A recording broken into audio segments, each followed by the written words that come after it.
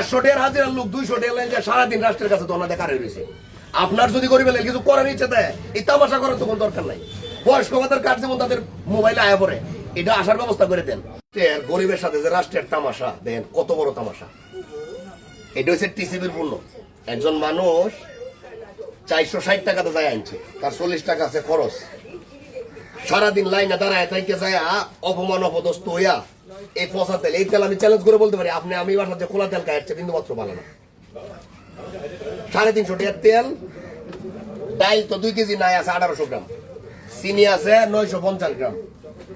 এটা হচ্ছে বাজারের সবচেয়ে নিম্নমানের পচা, গন্ধ দেন বাজার সাবান সব মিলাইয়া বাজার দর ধরছি, দোকানের বাজার দরে ধরছি।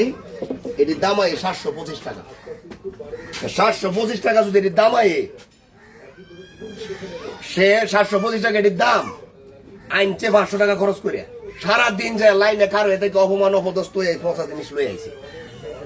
আইনে মেম্বারে কইতেছে যা দিছি করে খা, সরকার কইতেছে আরে গরিবের নাই তো আমি আমার সরকারি গরিবের। কিন্তু রাষ্ট্রের যে তামাশা চিন্তা করে দেন, একজন মানুষ সর্বনিম্ন কাম হলে 400 টাকা 500 টাকা হাজিরা দিতে, মহিলা আর পুরুষ। 500 টাকার হাজিরার লোক 200 টাকা লেন যে সারাদিন রাষ্ট্রের কাছে তো ওনাদের কারে রয়েছে। আপনার যদি গরিবের লেগে কিছু করার ইচ্ছে দেয়, এই তামাশা করার তো কোনো দরকার নাই। বয়স্ক ভাতার কার্ড যেমন তাদের মোবাইলে আয়া পড়ে, এটা আসার ব্যবস্থা করে দেন। 19,000 কোটি টাকা টিসিবির সরকার 2025-26 অর্থ বছর বরাদ্দ দিচ্ছে। আমার মতো মূর্খ মানুষের এগুলো হিসাব তো লাগে লজ্জায় রাষ্ট্রের। এটা যদি 60,34,000 কতজন এই কার্ডধারী সদস্য যদি এইদের মধ্যে ভাগ করে দেও, এটা তাহলে 31,000 উপরে পড়ে। 12 মাসে সে যদি 12 দিন বা 200 হিসাব করলে 2400 টাকা সে পায়। এই 2400 টাকা 31,000 আসে।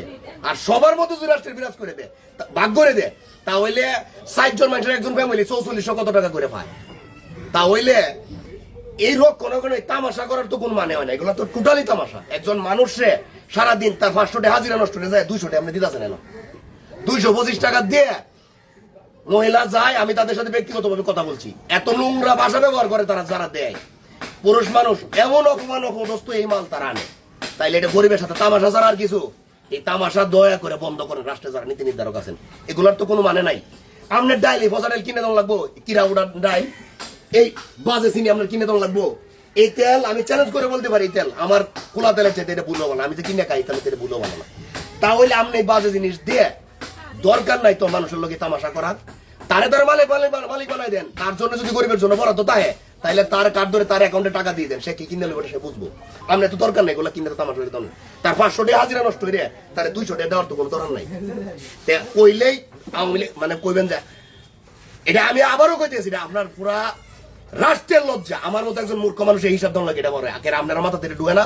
না হইলে যারা ফ্যান ফিন্দুন, যারা শিক্ষিত রাষ্ট্র, যারা নীতি নির্ধারক আছে, আপনাদের বিবেক কই আছে চিন্তা করে দেখেন একবার। জব কি দিবেন মরার পরে? স্থায়ী কিছু নাই পৃথিবীতে, জব দেওয়ার আর জায়গা নাই। নিলজ্জ মানুষ আপনারা, নিলজ্জ। এগুলো আপনাদের মাথায় আছে, আপনারা এগুলো বুঝেন, কিন্তু তারপরে এই গরিবের সাথে এগুলো তামাশা করেন।